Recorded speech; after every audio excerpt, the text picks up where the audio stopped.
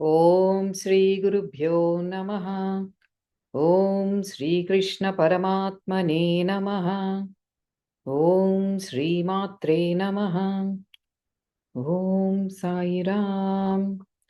ఓం సాయిరాం. ఓం సాయిరాం.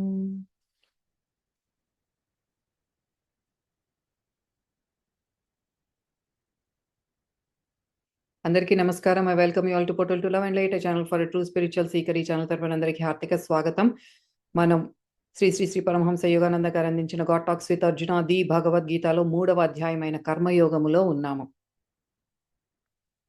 అర్జునుడు ధనుర్బాణాలు వదిలేసి రథములో చతికిలబడి కూర్చున్న అర్జునుడికి పరమాత్మ ఎంతో ఆత్మబోధ చేశారు.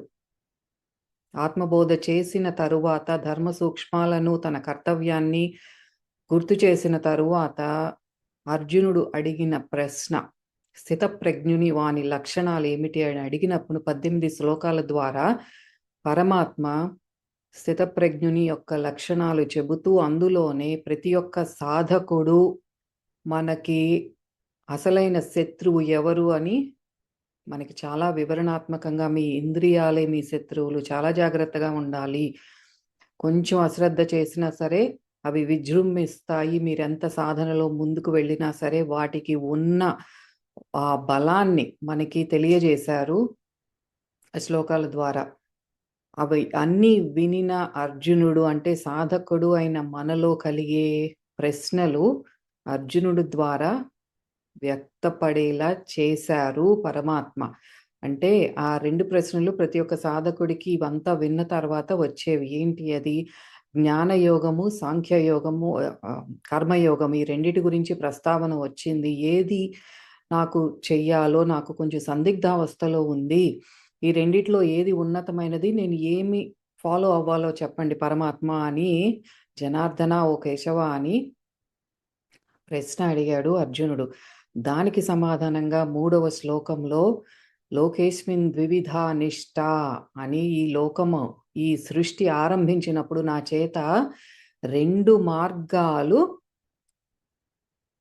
చెప్పబడినవి, తెలుపబడినవి. ఏది? మళ్ళీ మానవుడు సృష్టి క్రమంలో ఇలా ఆ సోల్ జర్నీలో ఎప్పుడైతే ఈ జన్మలు తీసుకుంటున్నాడో మళ్ళీ తిరిగి నాలో లయం అవ్వటానికి నేను 2 మార్గాలని నిర్దేశించాను. అవి ఏమిటి అంటే, జ్ఞానయోగేన సాంఖ్యానాం, సాంఖ్యులకు జ్ఞానయోగము, కర్మయోగేన యోగినాం, కర్మయోగులు యోగులు వారికేమో కర్మయోగాన్ని నేను నిర్దేశించాను. దానిని మనం ఏం తెలుసుకున్నాము?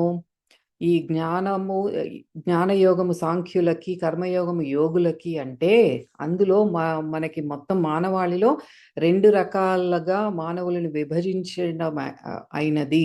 అది ఏంటంటే అంతఃకరణ శుద్ధి జరిగిన వారు, అంతఃకరణ శుద్ధి జరగని వారు. అంటే మనకి ఇలా మానవుల్ని ఎప్పుడైతే విభజిస్తామో అంతఃకరణ శుద్ధి జరిగిన వారు చాలా తక్కువ మంది, చాలా అరుదుగా ఉంటారు. అంటే దే ఆర్ హైయెస్ట్, ఎంతో ఉన్నతాత్ములు వాళ్ళు. అంటే చాలా తక్కువ జన్మలే ఉన్నాయి ఇంకా వాళ్ళకి, లాస్ట్ జర్నీలో లాస్ట్ టిప్లో ఉన్నారు వాళ్ళు, ఎంతో ఉన్నతమైన వాళ్ళు. వారు సాంఖ్యులు. ఏంటి వారు ఆచరించేది ఏంటి అంటే, ఈ శరీరాన్ని ఆధారంగా తీసుకొని ఆ శరీరంలో నిత్యము జరిగే అజపారూపముగా మనలో అధోముఖంగా, ఊర్ధ్వముఖంగా, అంటే అప్ అండ్ డౌన్వర్డ్ మోషన్లో జరిగే శ్వాస నిశ్వాసల ద్వారా మనలో జరిగే ఈ ప్రాణ అపాన వాయువు సంచారం ఏదైతే ఉందో వాటిని గమనిస్తూ వాటిని ఆధారంగా తీసుకొని వారు సాంఖ్య స్థితికి చేరుకుంటారు. అంటే నెంబర్ ఆఫ్ బ్రెత్స్ కౌంట్ చేసుకుంటూ వెళ్ళి ఆ కౌంట్ చేయగా వారు సాంఖ్యస్థితికి చేరుకుంటారు. అదే యోగులైతే వీళ్ళు యాక్టివ్ ప్రాణాయామ ప్రక్రియ, అంతర్ముఖంగా జరిగే ప్రాణాయామ ప్రక్రియ చేయగా దాని వలన అంతఃకరణ శుద్ధి జరిగి, అంటే మనసు, బుద్ధి, అహంకారము, చిత్తము అంతా కూడా ముందు శుద్ధి అవ్వాలి. అవి శుద్ధి అవ్వకుండా మనకి ఆ సాక్షిభూత తత్వము రాదు. అదే ఈ రెండిటికి ఉన్న మనకి చాలా వివరణాత్మకంగా మనకి పరమహంస యోగానంద గారు వివరించారు. ఈ రెండు కూడా వేరు మార్గాలుగా కనిపించే ఒకే రాజమార్గం ఇది. ఎందుకంటే సాక్షిభూత తత్వం రావాలి అంటే బహిర్ముఖంగా ప్రాణశక్తి ప్రవహించేది ముందు సుషుమ్నాలో ఆ మధ్య మార్గంగా ఆ రాజమార్గం ఆ హైవేలోకి ఎంటర్ అవ్వాలి ఆ ప్రాణశక్తి అనేది. అప్పుడే మనలో ఈ విచారణ కానీ నేనెవరు అన్న ఒక ఆలోచన ఒక విశ్లేషణ అని కానీ మొదలవ్వాలి అంటే మన ప్రాణశక్తి సుషుమ్నాలోకి అంటే ఎడాపింగళ నాడిలో నుంచి మధ్యలోకి స్పైన్ ద్వారా పైకి వెళ్ళాలి. అప్పుడు ఆ ఒక్కొక్క స్టేజ్లోనూ మనకు ఆ విచారణ అనేది ఎక్కువవుతూ ఉంటుంది. దాని ద్వారా ఆ సాంఖ్యస్థితికి చేరుకొని నేను ఎవరు అన్న దానిని హూ యామ్ ఐ ఆ క్వశ్చన్కి ఆన్సర్ అనేది అనుభవపూర్వకంగా ఆ సాధకుడికి తెలుస్తుంది. అదే సాంఖ్యులు, అదే జ్ఞానయోగము. ఆ జ్ఞానాన్నే వారు పట్టుకుంటారనమాట. అదే వాళ్ళకి గురి. దానికి ఇప్పుడు మనకి యాక్టివ్ ప్రాణాయామ ప్రక్రియ చేసేవారు కర్మయోగులు, యోగులు అనమాట. ఆ క్రియ చేస్తూ చేస్తూ ఉండగా అంతఃకరణ శుద్ధి జరిగి వారికి కూడా క్రమంగా సుషుమ్నాలోకి ప్రాణశక్తి ప్రవహించటం మొదలయ్యి ఊర్ధ్వముఖంగా అంటే అప్వర్డ్ మోషన్లో పైకి వెళ్ళి కూటస్థుడి దగ్గర అక్కడ స్థిరమైనప్పుడు వారికి కూడా ఆత్మదర్శనం జరుగుతుంది. అక్కడే ఇంకా చేయగా చేయగా మనకి సహస్రార స్థితి, పరమాత్మలో లయమైపోయే స్థితి వస్తుంది. ఇవి రెండు కూడా వేరు కాదు. ఒక పువ్వుకి పండుకి ఉన్న ఆ అనుబంధం ఏదైతే ఉందో వాటి రెండిటికి విడదీయరానిది. అలాగే ఈ కర్మయోగానికి జ్ఞానయోగానికి కూడా అదే రిలేషన్షిప్ ఏంటంటే అది రెండు విడదీయరానిది. ముందు ప్రతి ఒక్కళ్ళు కూడా కర్మ చెయ్యక తప్పదు, క్రియ చెయ్యక తప్పదు, అంతర్ముఖ ప్రాణాయామ చెయ్యక తప్పదు. దాని తర్వాతనే ఆ అంతఃకరణ శుద్ధి జరిగిన తర్వాతనే ఆ విచారణ మొదలవుతుంది. జ్ఞానంలోకి వెళతాము, మనకి బ్రహ్మజ్ఞాన ప్రాప్తి కలుగుతుంది. ఇదంతా నిష్ఠ ఒక్కటే, రెండుగా కనిపించే రాజమార్గం ఇది. సో స్టేజెస్ అన్నమాట. ముందు అంతఃకరణ శుద్ధి జరగాలి అంటే మనం క్రియ చెయ్యాలి. క్రియ చెయ్యగా చెయ్యగా మనలో జ్ఞాన ప్రాప్తి కలుగుతుంది. అంతవరకు మనం నేర్చుకున్నాము. ఇంకా దీనిని ఇంకా ఎలాబరేట్ చేస్తూ పరమాత్మ మనకి 4వ శ్లోకం ద్వారా ఏం బోధించబోతున్నారో ఈరోజు మనం చూద్దాం. So let us welcome Sai madam. Over to you Sai madam. 3వ అధ్యాయము 4వ శ్లోకము. న కర్మణామనారంభాత్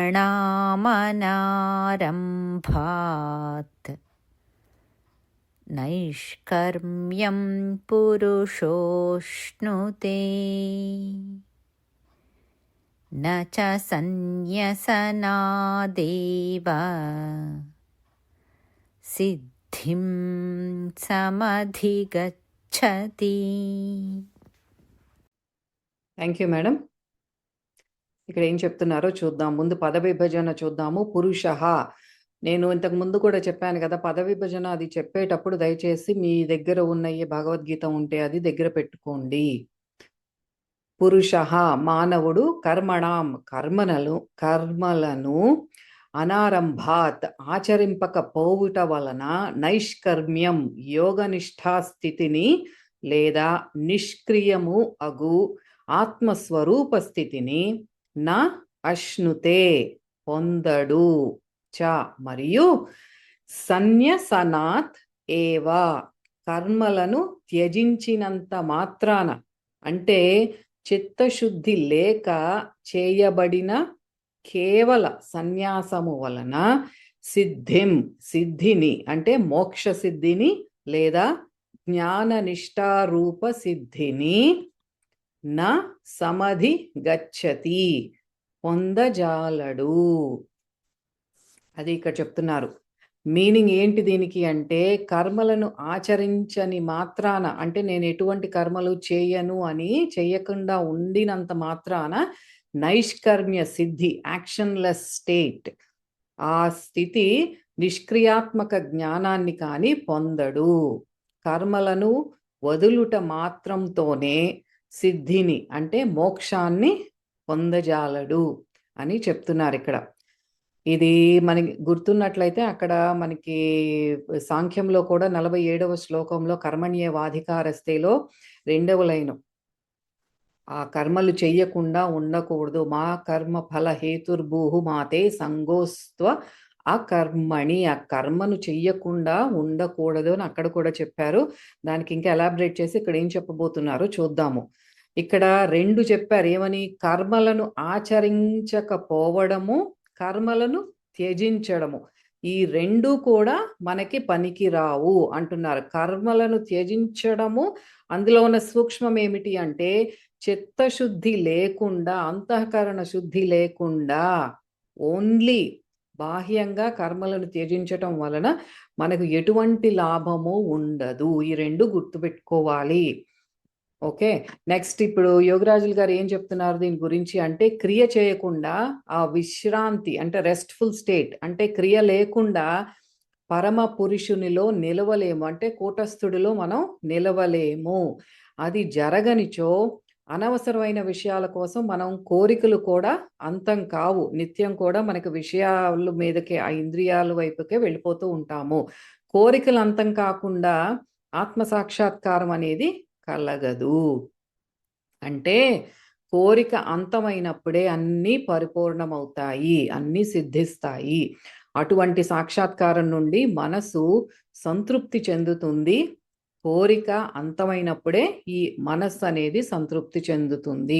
ఇది మనకి సాంఖ్యంలో కూడా ఎన్నో శ్లోకాల ద్వారా మనకి పరమాత్మ వివరించారు. కోరికలు అంతమవ్వాలి, ఆ కోరికలు అంతమవ్వాలి, మనోనాశనం జరగాలి, వాసనలన్నీ కూడా క్షయం అవ్వాలి, అంతఃకరణ శుద్ధి జరగాలి, అప్పుడే మనకి ఆత్మ సాక్షాత్కారం అనేది ప్రాప్తిస్తుంది అని చెప్పారు. అయితే ఇంకా దీన్ని డీప్ డైవ్ చేద్దాం, ఇంకా లోతుల్లోకి వెళ్దాం. పరమహంస యోగానంద గారు ఏం చెప్తున్నారో చూద్దాము. మనకి సృష్టి ఆరంభము దగ్గరికి వెళదాం.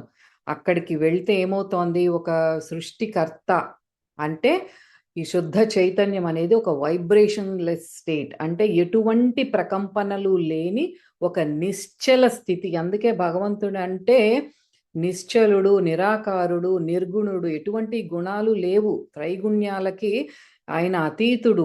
ఈ మనకి తామసిక గుణము, రజోగుణము, సత్వగుణము వీటన్నిటికీ అతీతుడైన వాడు భగవంతుడు. ఆయనకి ఆకారము లేదు. నిశ్చలంగా ఉన్నవాడు అంటే నిశ్చలత అంటే ఎటువంటి ప్రకంపనలు లేవు, ఎటువంటి ఆలోచనలు, ఈ వైబ్రేషన్స్, ఆ ప్రకంపనలు లేని స్థితి భగవంతుడు. వైబ్రేషన్ స్టేట్ అనుకుంటే అక్కడ నుండి ఒక వైబ్రేషన్ లాగా మొదలవుతుంది. అదే మనం ప్రాణశక్తి అనుకుంటున్నాం. అక్కడ నుండే సమస్త ప్రకృతి, ఈ దృశ్యమాన ప్రకృతి ఏదైతే ఉందో అక్కడి నుండే అంతా మొదలైనది. ఇదంతా కూడా మనకి ఏదైతే మొత్తం అంతా ఈ విశ్వం కనిపిస్తోందో ప్రతి అంతా కూడా ప్రకంపనలతో కూడుకున్నది. మనం కూడా అంటే మానవుడు కూడా ఆ ప్రకంపనలతో కూడిన విశ్వ చైతన్యంలో ఒక భాగమే. అంటే వీఆర్ మొత్తం అంతా వైబ్రేషన్స్ ఉన్నదే మానవుడు. ఆ నిశ్చల స్థితిలో నుంచి మనం మ్యాటర్గా మారాం. అంటే ఈ స్థూల భౌతిక దేహము ఈ జన్మ తీసుకోవటం అనేది జరిగింది. అయితే ఇలా జన్మలు తీసుకుంటే అంటే వైబ్రేషన్స్ ఎక్కువై ఇక్కడ స్థూలంగా ఇక్కడ ఉన్నప్పుడు మళ్ళీ పరమాత్మ మళ్ళీ వెనక్కి ఆయన దగ్గరికి తీసుకోవాలి అంటే ఇప్పుడు ఏదైతే ఈ ప్రకంపనలు ఉన్నాయో మళ్ళీ ఈ ప్రకంపనలు ఇట్లాగే ఉంటాయి. ఆ ప్రకంపనలు అంటే యాక్టివిటీ, ఆ యాక్షన్ చేసుకుంటూ, చర్యలు చేసుకుంటూ భగవంతునితో లయం అవ్వాలి. మళ్ళీ అసెన్షన్, అదే స్పిరిచువల్ అసెన్షన్, ఆధ్యాత్మిక పురోగతి అంటే మళ్ళీ టువర్డ్స్ భగవంతుడి వైపు వెళ్తున్నాం మనం. అది ఎలా? మళ్ళీ ఆ వైబ్రేషన్స్ ఉంటాయి. ఇప్పుడు విజయవాడ నుంచి హైదరాబాద్కి మనం కారులో వెళ్తున్నాము అంటే ఆ కారు కదులుతోంది, మనం వెళ్ళాము, డెస్టినేషన్ ఒకటి ఇక్కడ అయిపోయింది. మళ్ళీ తిరుగు ప్రయాణం పట్టినప్పుడు మళ్ళీ అదే కారు, అదే మూమెంట్, అదే అట్లా జరుగుతూనే ఉంటుంది మళ్ళీ డెస్టినేషన్ రీచ్ అయ్యే వరకు. అదే ఆ యాక్టివిటీ గురించి చెప్తున్నారు అక్కడ. మళ్ళీ ఆ చర్యల ద్వారానే భగవంతునిలో లయం అవుతాము. అయితే ఈ ప్రకంపనలు అన్నిటి వెనుక కూడా ఒక డివైన్ ఇంటెలిజెన్స్ ఉంది. ఇప్పుడు భగవంతుడు అంటే శివశక్తి అనుకుంటే శుద్ధ చైతన్యము నిశ్చల స్థితి శివ మొత్తం నిశ్చల స్థితి అనుకుంటే అందులో నుంచి వచ్చిన ప్రాణశక్తి అమ్మ, అది వైబ్రేషన్ స్టేట్.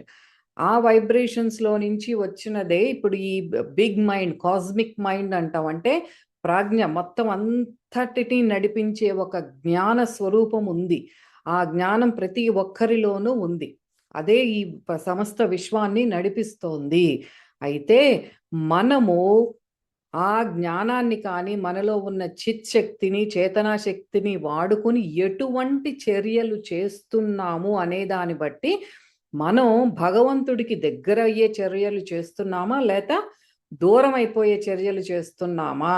మనకి జీపీఎస్ సరిగ్గా గైడెన్స్ ఇస్తోందా? భగవంతుడి వైపుకే వెళ్తున్నామా, లేతే దారి తప్పి ఎటో వెళ్తున్నామా అనేది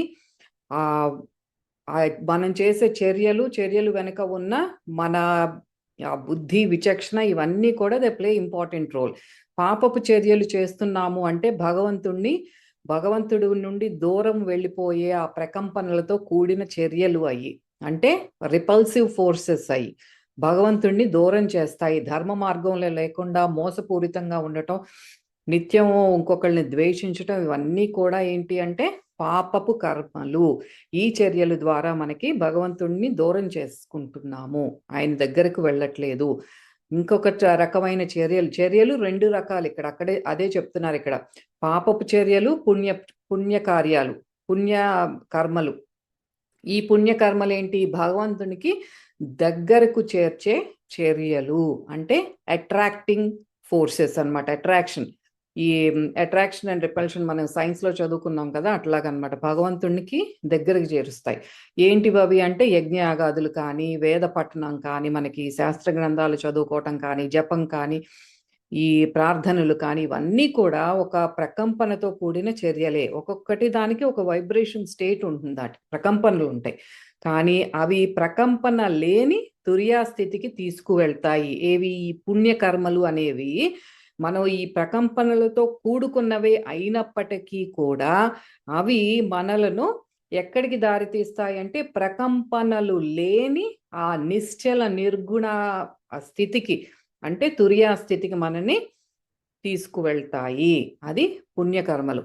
అయితే ఈ నైష్కర్మ్య సిద్ధి, వర్క్ లెస్నెస్ స్టేట్, ఆ నైష్కర్మ్య సిద్ధి మనందరికీ ఫైనల్ గోల్ అదే. ఆ నిశ్చల స్థితే, మనం ఎటువంటి ప్రకంపనలు లేని స్థితే మనకి అల్టిమేట్ గోల్ అనేది. అది తామసిక గుణంతో కానీ, ఏమి చెయ్యకుండా కూర్చోవడం వల్ల కానీ రాదు. అంటే వర్క్లెస్ స్టేట్ అన్నారు కదా, యాక్షన్లెస్ స్టేట్ అన్నారు కదా, అంటే నేను ఏమీ చేయను, చక్కగా అట్లా కూర్చుంటానంటే అది కాదు. ఎందుకంటే నీవు ఫిజికల్గా పని చేయకపోయినా నీ మనసు, బుద్ధి అవన్నీ కూడా లోపల రన్ అవుతున్నాయి. అవన్నీ కూడా మనకి మనోనాశనం జరిగే స్థితికి, అది నైష్కర్మ్య సిద్ధి అంటే. ఆ తామసిక గుణం వల్ల రాదది. చాలా తీవ్రంగా మనల్ని ఈ ఎంత ఇంటెన్స్గా మనం ఈ ప్రాక్టీస్ అనేది చెయ్యాలి అంటే, మనల్ని ఈ జనన మరణాల నుండి తప్పించే చర్యలు అనేది, అంటే కర్మలు ఏదైతే చెప్తున్నారో ఇక్కడ పరమహంస యోగానంద గారు, అవి మామూలుగా కాదు, మీరు తీవ్రంగా ఇంటెన్స్గా చెయ్యాలి అని చెప్తున్నారు. తమస్సుతో ఉన్నవారు, అంటే లేజీ పీపుల్ ఎవరైతే ఉన్నారో, అదంతా కూడా డార్క్ ఎనర్జీ. పొద్దున్నే నేను లెగవను, నాకు ఎటువంటి సాధన అక్కర్లేదు, నాకు భుక్తి, నాకు తినటమే ఇంపార్టెంట్, నేను వర్క్కి వెళ్ళటమే ఇంపార్టెంట్, మళ్ళీ రావటం, టీవీ చూడటం, నేను పడుకోవటం అదే ఇంపార్టెంట్ అనే తామసిక ఉన్నవారు, తమ కర్తవ్య బాధ్యతలను వదిలేసి ఎక్కడికో పారిపోయేవారు, వీళ్ళందరూ కూడా ఒక కేటగిరీ అన్నమాట. భగవంతుని చేరుకోలేరు. అంటే ఇది ఒక కేటగిరీ. నేనేమి చెయ్యను, ఇంట్లోనే కూర్చుంటాను అనేవారు ఒకళ్ళైతే, ఇంకొకళ్ళేమో ఇంట్లో ఏది జరుగుతోందో దాని మీద నాకు విసుగొచ్చి నాకు దేవుడే కావాలని వెళ్తారు. కానీ ఎక్కడికి వెళ్ళినా సరే వారి మనసు వారిలోనే ఉంటుంది, అది ఎక్కడికి పోదు. ఆలోచనలన్నీ మళ్ళీ ఇంటి మీద, ఇంట్లో వాళ్ళు ఎలా ఉన్నారో అలాగే ఉంటుందండి, మిస్ అవుతున్నారా లేదా. అలాంటి వారికి కూడా భగవంతుణ్ణి చేరుకోలేరు. బాధ్యతలు వదిలేసిన వాళ్ళెవ్వరూ కూడా భగవంతుణ్ణి చేరుకోలేరు. కుటుంబాలను వదిలేసి ఆశ్రమాలకు వెళ్ళటం ఎవ్వరూ, ఏ పరమ గురువు ఎంకరేజ్ చెయ్యలేదు. మిథ్యలో ఉంటారు వాళ్ళందరూ కూడా. త్యజించమన్నారు కదా! మరి భగవద్గీతలో మీకు కోరికలు ఉండకూడదు. మీకున్నదంతా అది దానాలు చెయ్యాలి అని చెప్పారు. ఎటువంటి వాటి మీద ఆసక్తి ఉండకూడదని చెప్పారు. సన్యసించమని చెప్పారు. త్యజించమని చెప్పారు కదా!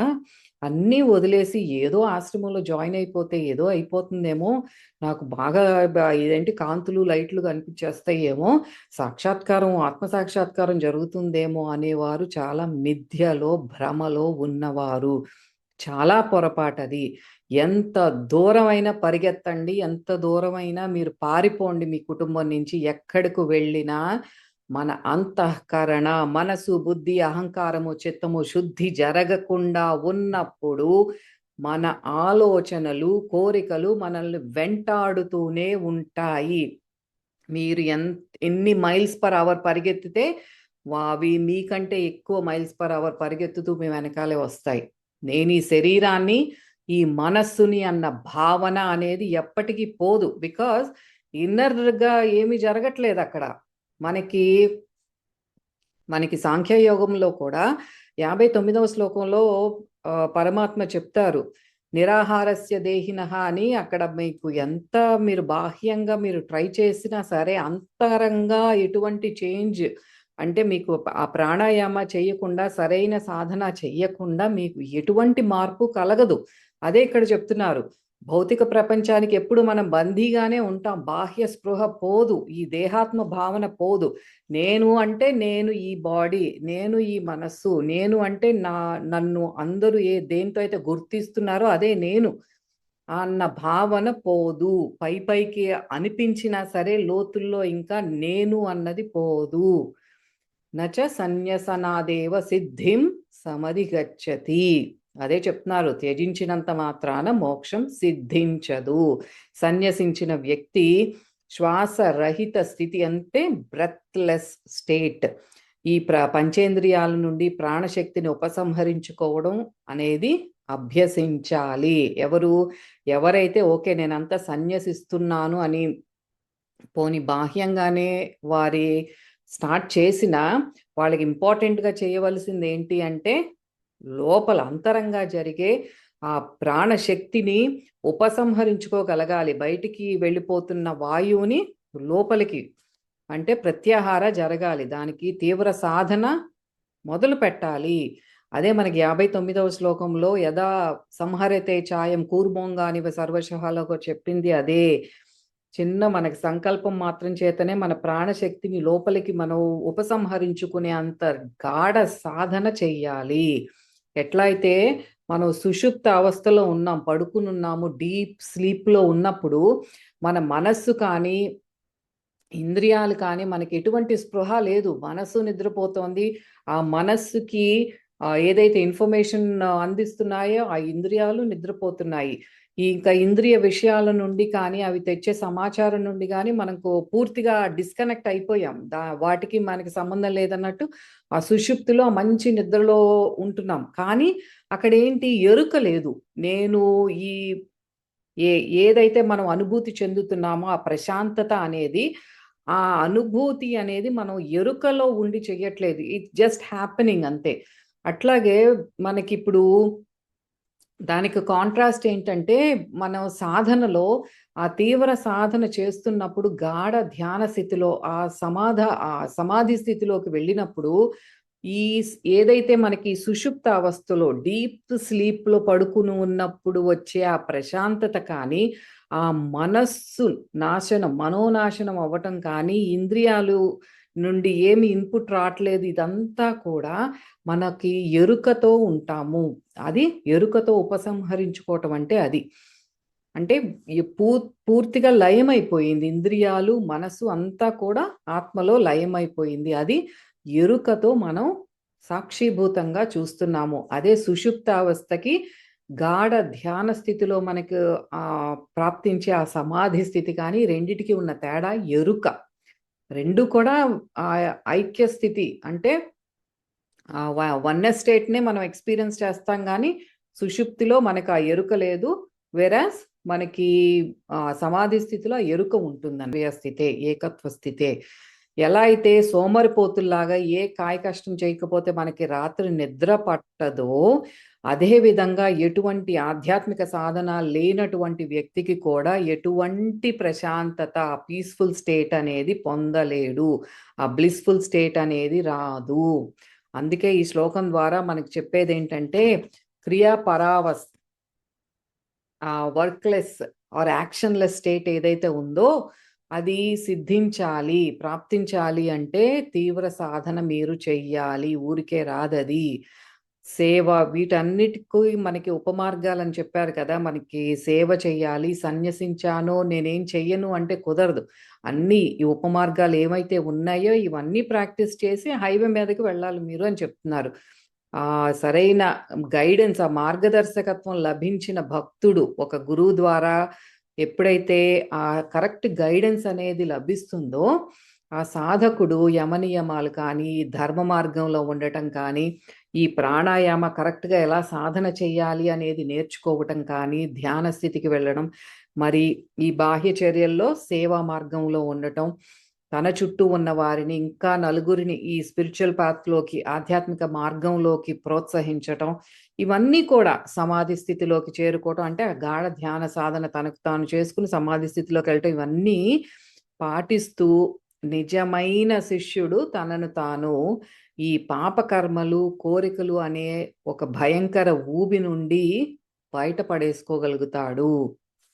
ఇయన్నీ పుణ్యకర్మలు చేసిన తర్వాత మాత్రమే మనం ఆ కర్మాతీత అవస్థ అనేది ప్రాప్తిస్తుంది. ఇక్కడ ఏం చెప్తున్నారు? ఎటువంటి కర్మలు చెయ్యాలో మనకి చెప్తున్నారు. ఎటువంటి కర్మలు చేస్తే మీకు ఆ అంతఃకరణ శుద్ధి జరుగుతుందో, మనకి చిత్తము శుద్ధి అవుతుందో, చిత్త వృత్తులు అన్నీ కూడా మనకి అయన్నీ ఇరేజ్ అయిపోతాయో, మన మస్తిష్కంలో, మన లోపల చైతన్యంలో ఏదైతే ముద్ర వేసుకుని ఉన్నాయో అవన్నీ కూడా కొట్టుకుపోవాలి అంటే సరి అయిన పద్ధతిలో ఒక గురువు గారి మార్గదర్శకత్వంలో ఇవన్నీ జరగాలి అని చెప్తున్నారు.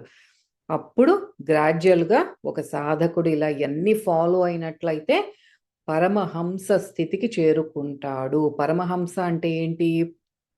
ఒక తామరాకు మీద నీటి బొట్టులాగా అలా వెళ్తూ ఉంటుంది.